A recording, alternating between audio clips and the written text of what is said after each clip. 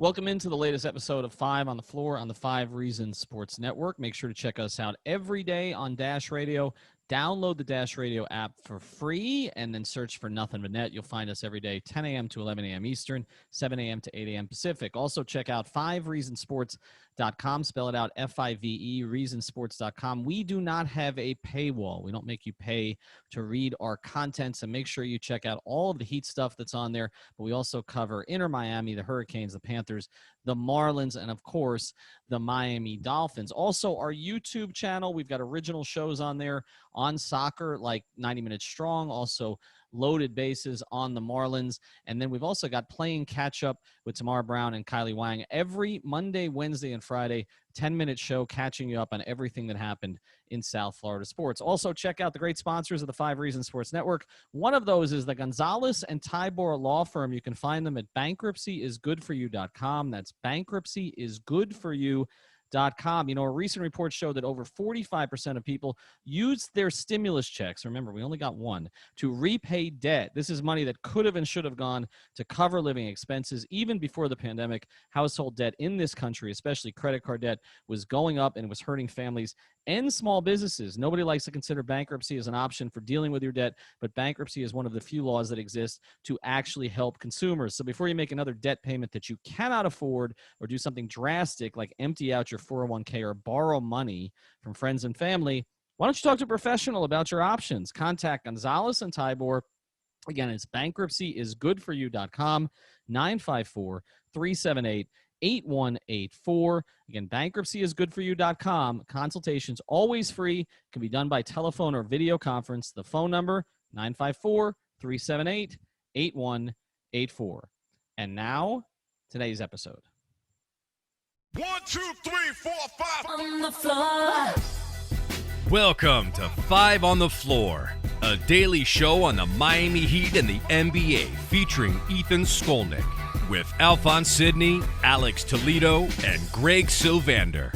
Part of the 5 Reasons Sports Network.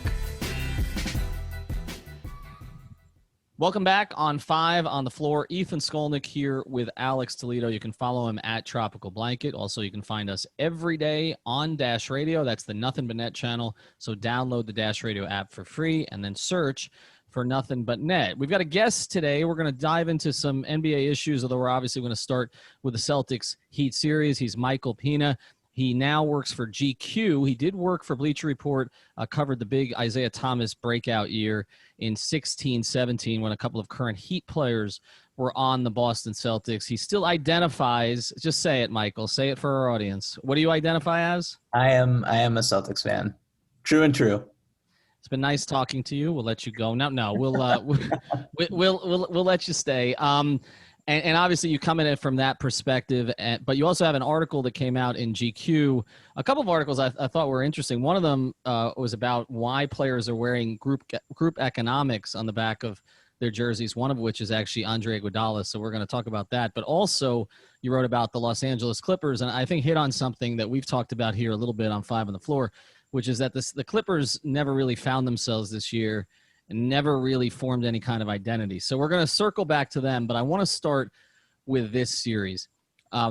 Let's start with the Celtics. How do Boston fans feel about this particular team? Because it's a very different – we keep saying on 5 on the Floor that we kind of want to hate this team because Heat fans hated the Pierce Garnett, Rondo teams until they stole Ray Allen. Mm-hmm. And even after that, still didn't like those guys when they went to Brooklyn. Sure. But this team seems kind of almost annoyingly likable in a lot of ways. How have Celtics fans kind of embraced this team? Yeah, I think the word likable is perfect, particularly when you contrast them with everything that happened last season with Kyrie Irving, and it was just a very dysfunctional locker room and one of the most disappointing teams in the entire NBA. They just completely imploded in the second round against the Milwaukee Bucks with Kyrie wanting to defend Giannis Antetokounmpo on every other possession, which was just we don't really need to go back there, but it's a very likable team and has a lot of young, growing talent that's just like really easy to root for. A lot of selfless personalities. Kemba Walker is just one of the best people in the NBA. You know, he's won Teammate of the Year multiple times in his career. Everyone loves him.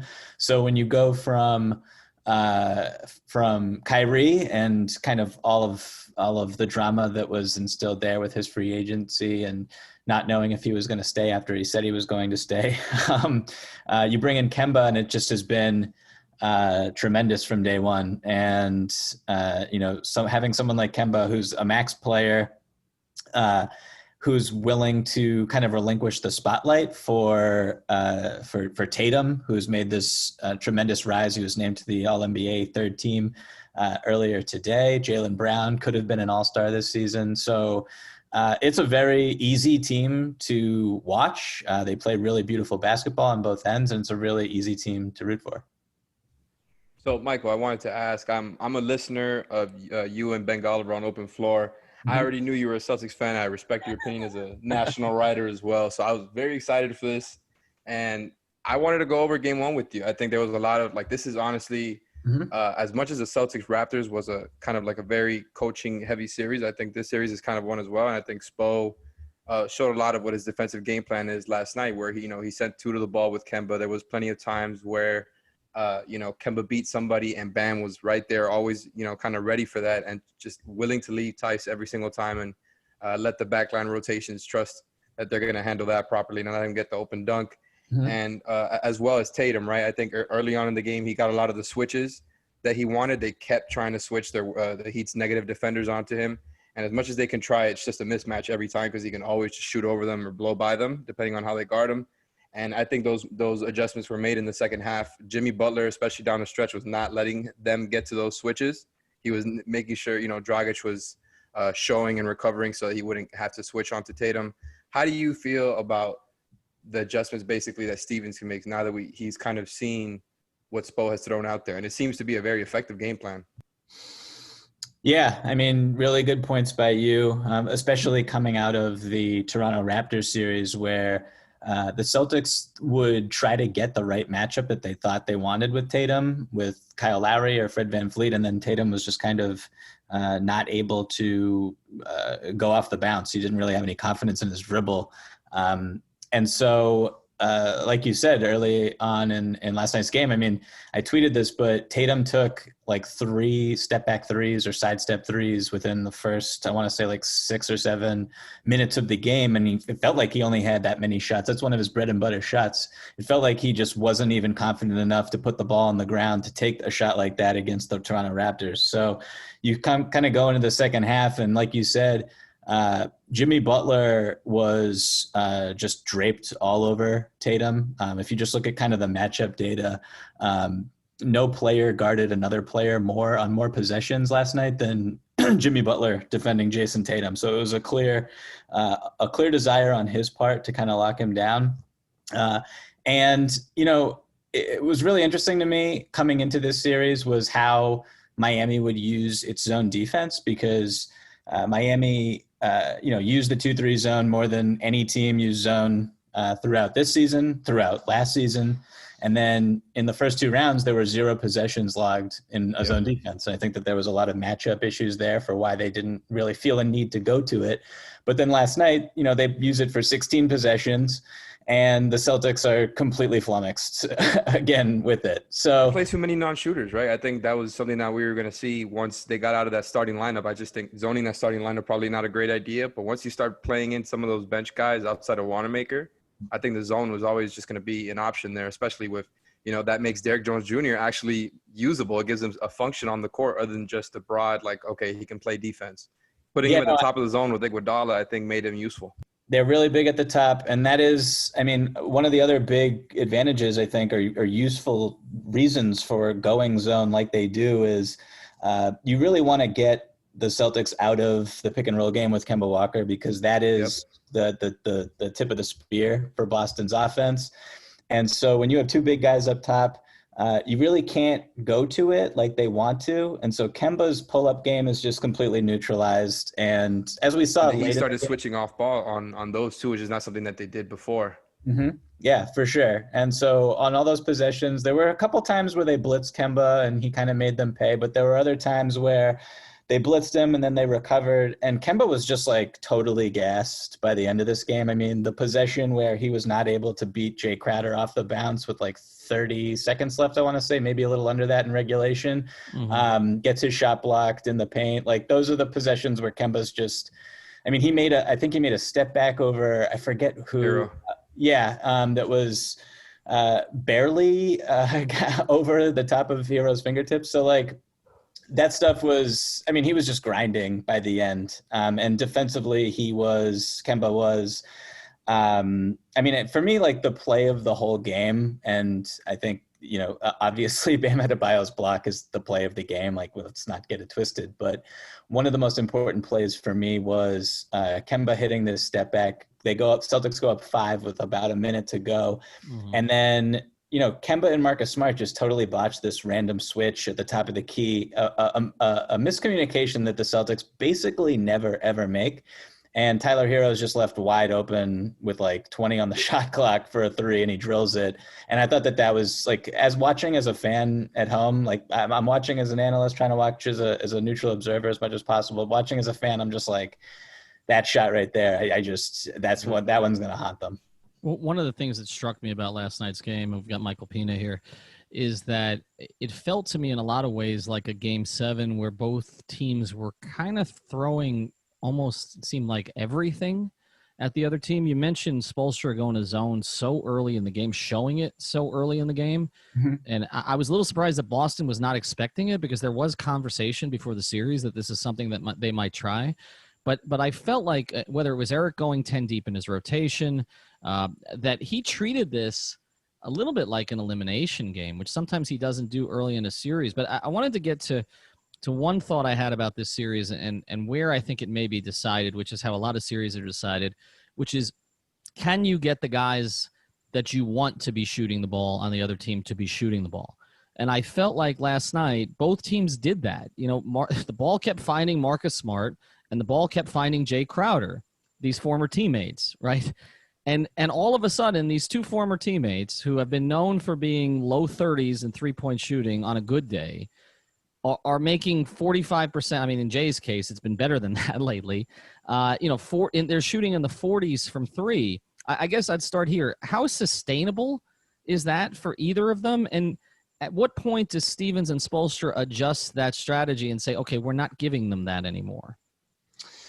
Yeah, that's a really good point. I think, I'll start with Crowder. Like, he's just been, I'll go back to, when he was on the Celtics. And whenever I watched Crowder shoot a 3, be it wide open, be it, a one dribble pull up after a hard closeout, I always expected it to go in even when the percentages said that it wouldn't, because I just love his form. I love the confidence with which he releases the ball. And it would not, he did not shoot like above 40% or 44% or whatever he's been shooting in the playoffs at any point, I believe, with the Celtics. It was not like that. He was very, very streaky. In Miami, basically, even before the season shut down, he's been on a tear, and he's someone who I just don't feel comfortable leaving alone. But when you look at kind of the other options that are out there, I mean, when I watch basketball, as I put on my fan hat, I kind of judge it by who is like the scariest player on the other team. Who do I like exhale when they let go of the ball and pass it to a teammate?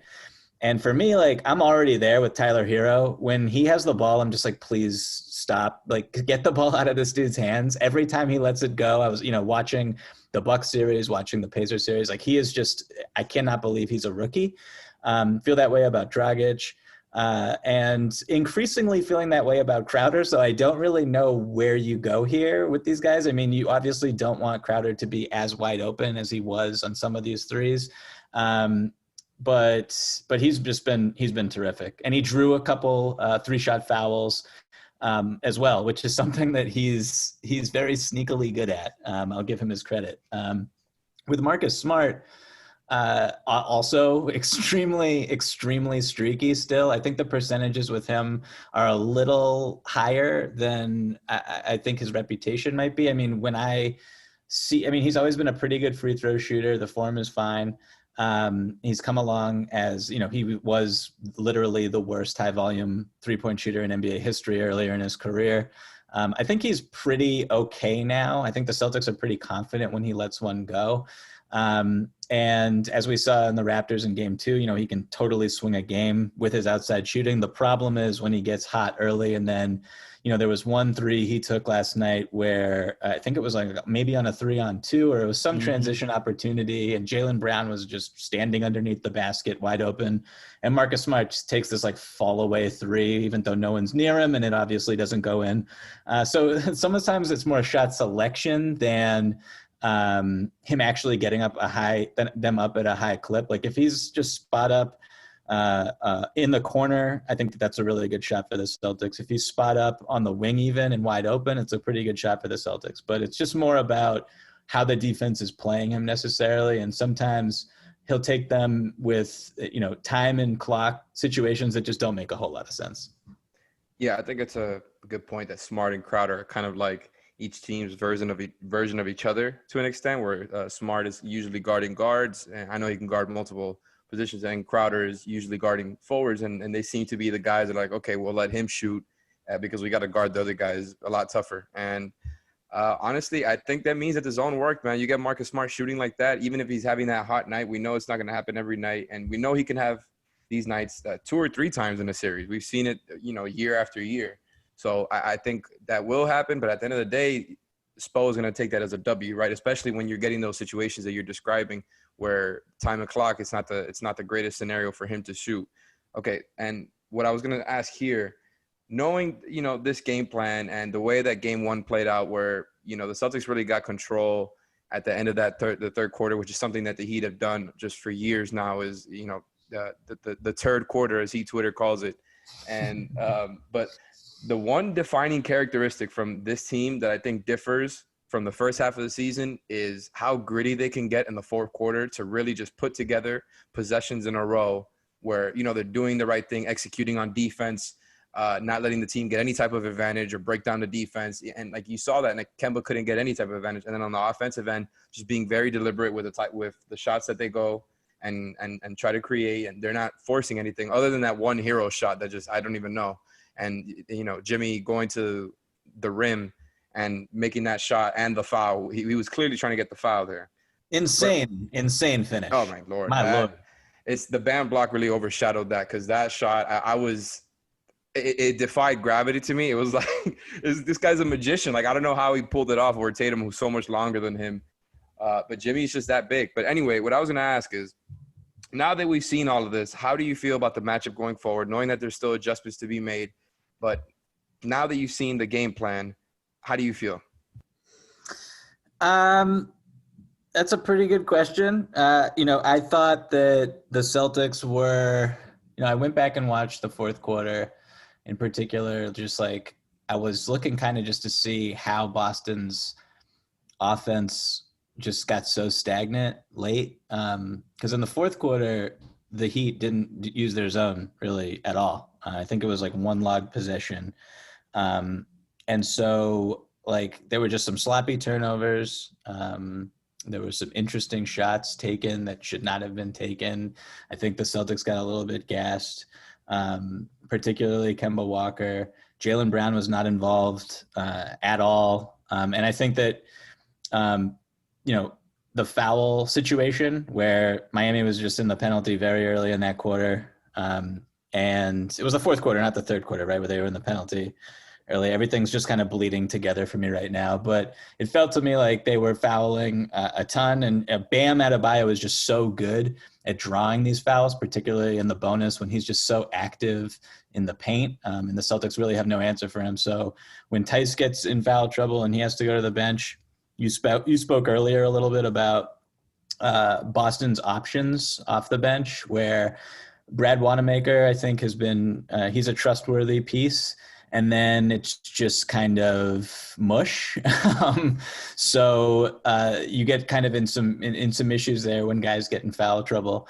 But like, to answer your question, honestly, I thought that the Celtics were in control for most of the game. I thought that when, they had a 14-point lead at the start of the fourth, and then I think that just their offense, it was stagnant in a way that was a little bit self-inflicted. And I'm not trying to say that some things that the Heat did were not effective, because they were, and players on the Heat had tremendous performances. But like I said, there were uncharacteristic mistakes, particularly that hero three from the top of the key that I just will never get over for the rest of my life. But I think that Boston has a lot. I mean, Tatum had a tremendous game besides some of the shots that he took late, and he's been catching a lot of gruff for the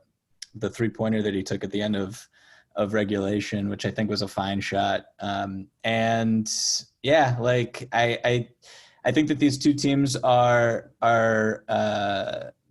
pretty like mirror images of each other in a lot of ways. And when I look at it, like Kemba's going to play a lot better. He shot 1 for 9 from behind the 3-point line. Jalen is going to be more involved, particularly in transition. Boston's transition defense was uncharacteristically atrocious in this game.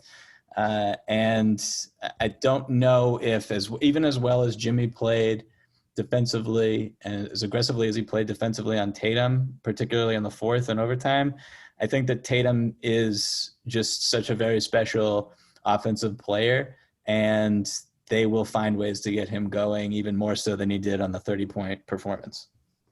I think that's a fair bet. I kind of came into this looking at it like, Tatum is not somebody that you just stop, but the Heat have the bodies to throw at him, to make him uncomfortable, and to kind of make him work for his shots. Even if those guys are shorter than him and not as long, they all of them are bulky and know how to move their feet, even if they're not necessarily fast. They're just high IQ defenders. So that, I mean, Tatum proved the guy is really on that level, right? Like, even just after game one, it's obvious that no matter what you throw at him, he's going to get his points. He might have one night worse than the other.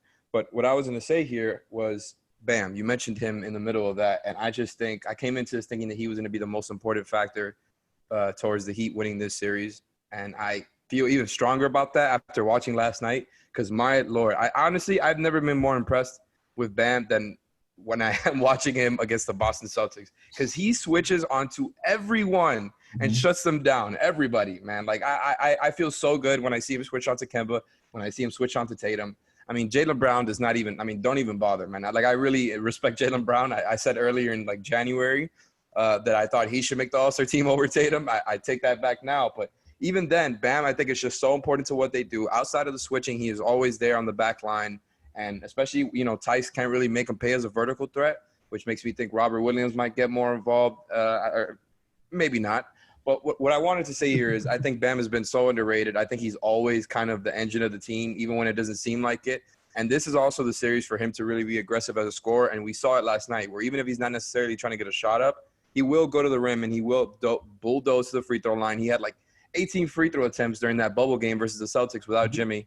And I think that's exactly the kind of, attempt and effort that they need from him every night in order to win. I know you did that really good piece about Bam earlier in the year. And how do you feel about him after watching that game? Bam might be – it's so funny, like, with the Miami Heat, I would say, like, my two favorite non-Celtics in the entire NBA, guys who I just love rooting for, are Bam Adebayo and Jimmy Butler. And Bam, I mean – there are Draymond Green comparisons left and right. And it's like, I don't want to say that it's a disservice to Bam to limit him in terms of that comparison. I see a lot of parallels and a lot of rational comparisons, but like Bam also brings the just like top notch athleticism that is unparalleled. So, yep. Vertical threat and can get to the line and will guard every single one of your players. Exactly. There are very few guys, and Draymond is one of them, and maybe he isn't anymore. We'll see. But, like, there are very few guys who are legitimate, legitimately able to defend 1 through 5. And I opened that story that you mentioned about Bam. I opened it with just a little anecdote about how Eric Spoelstra used him defending Russell Westbrook in a game earlier this season against the Houston Rockets. Like from the jump, you're guarding Russell Westbrook the entire game. And it's like, there's nobody else who can do that. Like maybe like even Giannis is such a tremendous defender, but like the lateral quickness is just like, it's different. Bam is so special. It's like he had 9 assists last night. I mean, 11 free throw attempts. He's such a monster. When you go small, which I think the Celtics are kind of forced to do in this series at times, like Bam is just there to, I mean, he's going to play like over 40 minutes in every game of this series, I would imagine. Like Bam is there to just take advantage, to attack the offensive glass, to, as you said, switch on to anybody, to blitz and recover. He's an incredible basketball player. It's insane to me how young he is. And I mean, when I wrote that story, you know, I was debating whether or not I should angle it as, you know, Bam is going to be the most improved player or Bam is going to be an all-star. And I kind of just like picked both. And I thought I didn't want to sound like a fool. But I mean, he's incredible. I don't really know what else there is to say about him. It's silly to me that he could possibly be underrated. Guys who don't score or create their own shot that's just the way that, you know, NBA observation is. But he's not. He shouldn't be underrated. He's an all-star. We'll get back to our episode with Michael Pina here in a second, but want to tell you about a great sponsor of the 5 Reasons Sports Network. This is one of our favorite sponsors. Of course, it's Biscayne Bay Brewing, the official craft beer of Inter Miami, the Miami Marlins, and most importantly, us, the 5 Reasons Sports Network. This is South Florida's actual independent brewery. Biscayne Bay is owned by local guys who employ people in this community to make their beer right here in South Florida. These guys are committed to our community and to supporting 5 Reasons Sports so we can keep bringing you all the local sports content that you can handle. If you care about supporting local business and drinking amazing beer, grab their stuff. It's at Marlins Lager, Miami Pale Ale, or Tropical Bay IPA at many, many, many major retailers throughout South Florida. You can check out their website too, and they'll tell you exactly where to go. It is the beer we're drinking at 5 Reasons Sports. It's also the beer that's powering Alf on those post-game shows that everybody's enjoying. So check out Biscayne Bay Brewing. And now back to Michael Pina, Alex Toledo, and myself as we go through the NBA. I want to transition with you to your piece on the Clippers, but before we do, one quick one here. Kelly Olynyk, you were there for the ultimate Kelly Olynyk game, the Game 7 against the Wizards, where Kelly Olynyk looked like Summer League Olynyk. Kelly Olynyk, by the way, is the second best player I ever saw in Orlando Summer League. The best was Andre Drummond when he came back for his second year and was just tormenting people. But Kelly Olynyk as a rookie, I remember being there, and I used to love the Orlando Summer League because you could get up closer than you can in Vegas. And he looked like Larry Bird. I mean, like when he first got in there, like I thought he was going to be rookie of the year. And then, you know, I guess he was a little up and down with Boston, but he had that great game. What is your thought kind of on how the Heat have used him? And one of the things we talked about that didn't really happen yesterday was Bam Olynyk lineups, because that was one of their most effective duos a couple of years ago, and it was really effective when Spoelstra's gone to it lately. We didn't really see it. How do you think Kelly Olynyk plays into this series? Great question. I think that, you know, I respect Kelly Olynyk's ability to space the floor. I think the Celtics will respect that ability as well. They've seen it up close. It's why Danny Ainge traded up to draft him instead of going with Giannis, which is a decision that I will never recover from emotionally.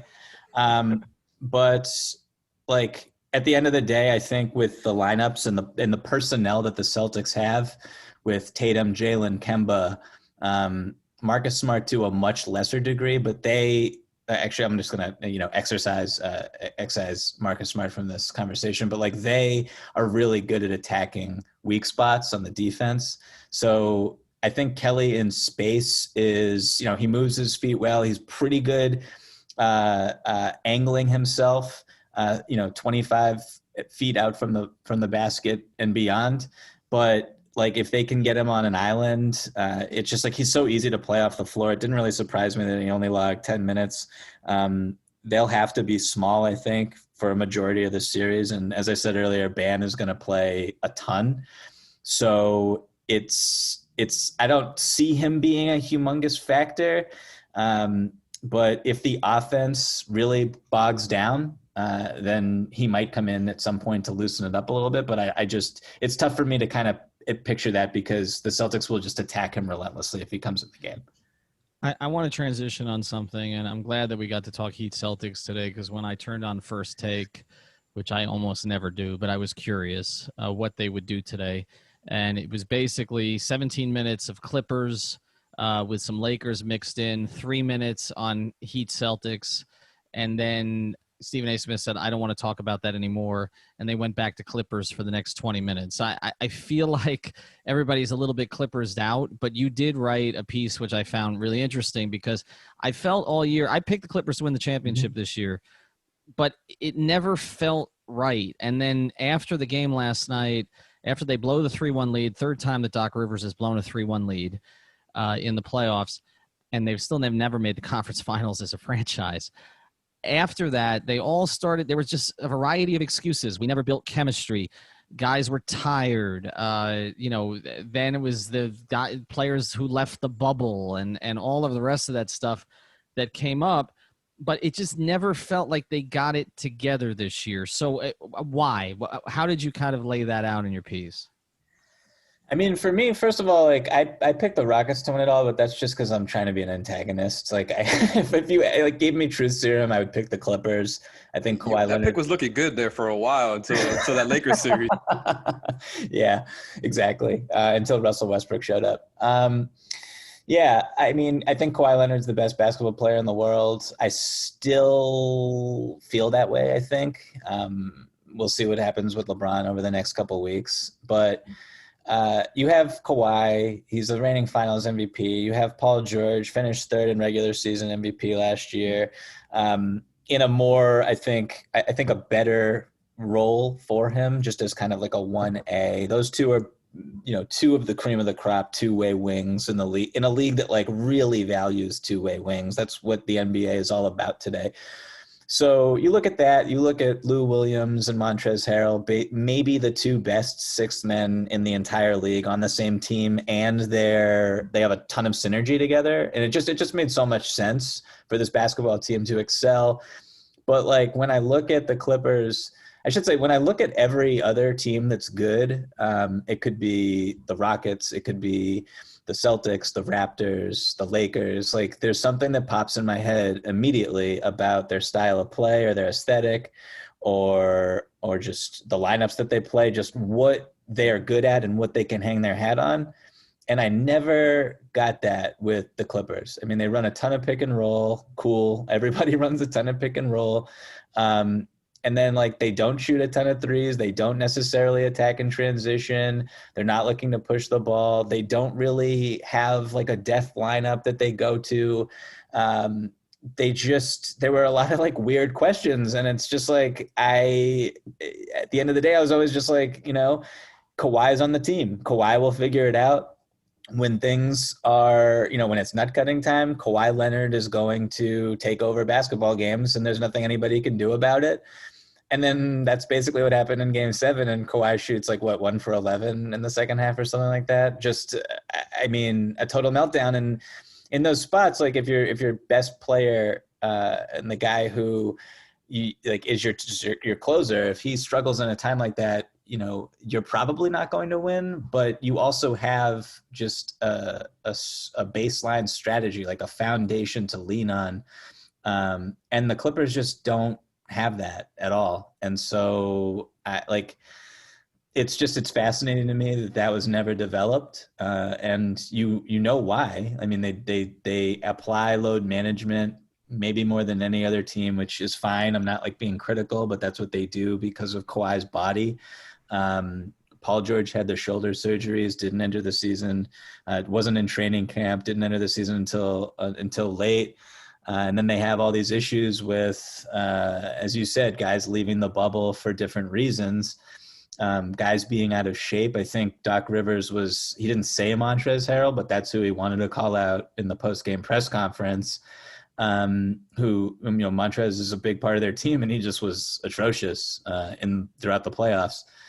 So you look at the five-man lineup data, all that, and guys just weren't able to play basketball together a lot. And so it's like, we know all this, but we're just still like, stars take over at the end of the day. And in a league where I think like we might be a little bit spoiled by the Golden State Warriors and everything that they accomplished over the past 5 or so years, where it's just like they have this overwhelming talent, and regardless of their chemistry, they're going to win. Mm-hmm. Like there's a lot more I think the talent is just a lot spread out now and flat, particularly this season.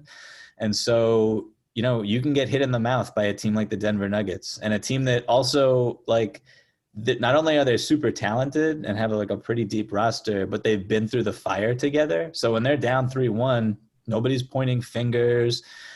Everybody knows their role. Everybody knows how they play. And so it's like, looking back in hindsight, it shouldn't be surprising, but it still is just so stunning to see a team that has that much talent collapse the way that it did. I mean, honestly, I think you hit the nail on the head. I think watching the Clippers, and I really want to give a lot of respect to the Denver Nuggets, because I really didn't think they were going to pull it off again, having the second in a row 3-1 comeback and really pulling it off and doing it against this Clipper team. We saw what Kawhi did last year.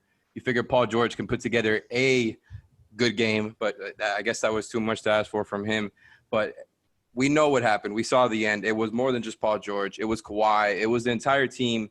It's like juxtaposing them next to the Raptors from last season. I just think it's just such a magnanimous difference. It's a significant difference. There's no motion offense. They don't know what to run to when things get tough. And yes, you have Kawhi and Paul George to kind of do their thing, and you can set up some basic actions to get them going. And I think that is very reliable. But at the end of the day, if there's not a lot of ball movement, there's not a lot of motion, and let's say they have role players that are more limited than the Raptors role players, I think it kind of showed itself. I don't think I picked them to win the title before the season, so I'm definitely eating it right now too. But I just think it's disappointing. There's a lack of play creation that I think, in to a lesser degree, can be applied to what we saw with Milwaukee and what we saw with Philly even before the Simmons injury. Was you need the play creation and the proper spacing to kind of have that type of elite offense that you can. There's a variety. I think that's the key now, right? You can have a variety of things that you can go to, and I think the Clippers got a little bit predictable. 100%. Couldn't agree with you more. I thought that was kind of going to be their identity. They have this breadth of talent. They can play so many different lineups. You have Zubac at the 5, you have Harrell at the 5, you have all these different. You have Pat Beverly, who is he's like a pest on the defensive end, who doesn't even have to worry about playmaking responsibilities in the offensive end, which is just such a luxury for the Clippers. And you have guys who can run and have run as primary options, elite offenses in Kawhi and PG. And it's kind of just I don't want to blame Doc Rivers too much here, because the Clippers had the second best offense this season. They had the 5th best defense. They had the second highest point differential. All the data says they were a really good team, but if you run up against a team like Denver, just out-executed them, right? Well, they out-executed them for sure. And also we look at the results and we look at how the Clippers blew the lead, but to be also fair to the Clippers, the Nuggets hit some Second Spectrum has this statistic, which is shot quality. And it basically tells you, how good, what the effective field goal percentage should be versus what it actually is. And Jamal Murray and Nikola Jokic are throwing up shots that are absolutely insane, and they're going in. And so it's sometimes you just got to be this team, Jamal Murray dropped 40 last night. And a lot of those shots were these tough floaters, tough runners, step back threes, mid-range turnarounds. And so sometimes you just got to tip your cap, but at the same time, you can't get blown out in a game 7 the way they did. Jamal Murray is what I think Kyrie thought he was last season for the Celtics, just to get back to the Celtics.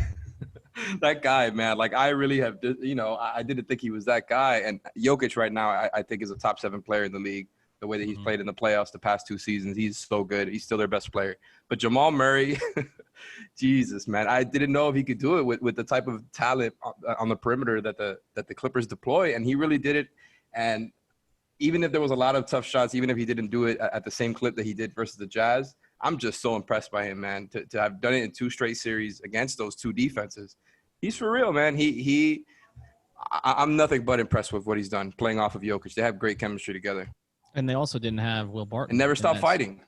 Yeah, they also didn't have Will Barton in that series either, who I thought could have been a factor. And Gary Harris came back into the bubble late, so they've had to incorporate all that. Again, there's not going to be as much conversation about the winners here as there are about the losers. That's typically the way that this works. And particularly if the Lakers win that series, nobody's going to care about the Nuggets. The Nuggets could play that series, wherever they want. Look like the greatest team of all time, and it's still going to be about what happened to LeBron, what happened to Giannis, what happened to Kawhi. That's just the way the league works. I want to close with you here, Michael. We'll let you get out on this.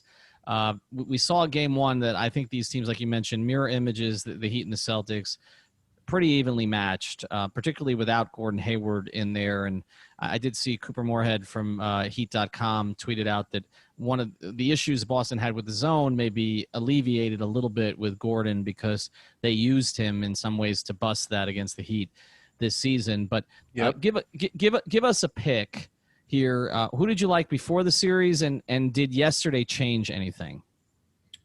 Well, my pick before the series was Celtics in 5. I am probably not going to go with that. I don't think the Celtics are going to win 4 straight games here. A lot of what happened in the game I kind of expected to see, including Miami's zone, including Boston's struggle against it. And I think that they will play better against that zone as the series goes on, as they did against the Toronto Raptors.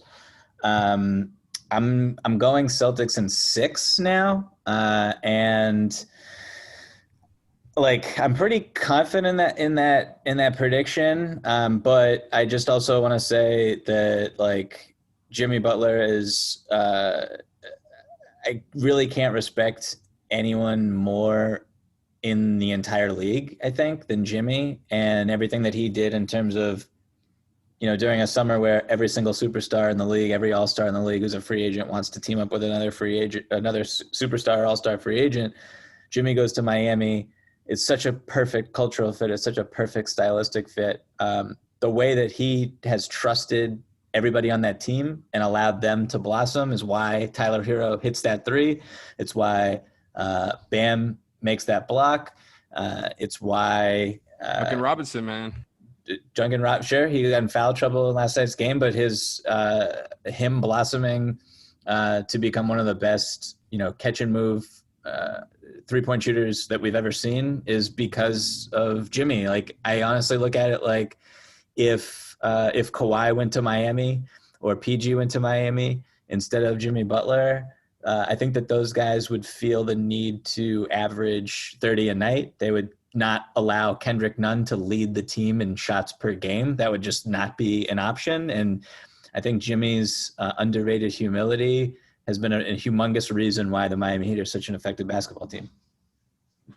And to that end, and again, it's interesting because the Heat fans are going to have trouble hating you after even identifying as a Celtic fan with your admiration for Bam and Jimmy. But I do think one of the things we've talked about a lot here on 5 on the Floor is that the Heat are so backwards for most teams because typically when you talk about most elite teams, it's like, okay, their 2 best players have to lead them in scoring for them to win. Okay, it's got to be Kawhi and Paul George. Okay, I guess Lou Williams could slide in there. It's got to be LeBron and AD, right? It has to be Giannis and Middleton. Mm-hmm. But the Heat, their 2 best players can be their 4th or 5th or 6th leading scorers at a game, and sometimes they're better that way. Like, sometimes they're better when Goran gets 29 or Hero gets 22. Last night, Jae Crowder got 22. They're just an unconventional team. I feel like, and again, you're one of the educated ones that breaks down the game, follows the game. I feel like a lot of people in the national media and the national public really don't understand the Miami Heat. They don't make sense to them. They're looking at, they're like, well, Jimmy's not a great shooter. Yes, Bam is exactly. Bam won't shoot. It's just, it doesn't fit the national narrative. I mean, when I look at this team, it's like I think they're leading the playoffs, or maybe they were up there in the regular season for sure in assisted baskets.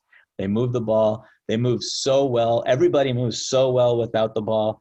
Everybody has a clearly defined role. The back cutting, everybody can shoot. Everybody, like, it's to your point. Like, yeah, there's going to be games where Duncan Robinson leads the team in points. There's going to be games where Goran Dragic leads the team in points. But like, what Jimmy does and what Bam do on a night in, night out basis is like, they are a constant threat to be the leading scorers on the team. So it's not like the defense is not paying attention to them. It's not like the defense is not schemed to try to stop them. That allows other guys like Tyler Hero to get hot and to really alter an outcome. So, I mean, it's such an impressive display.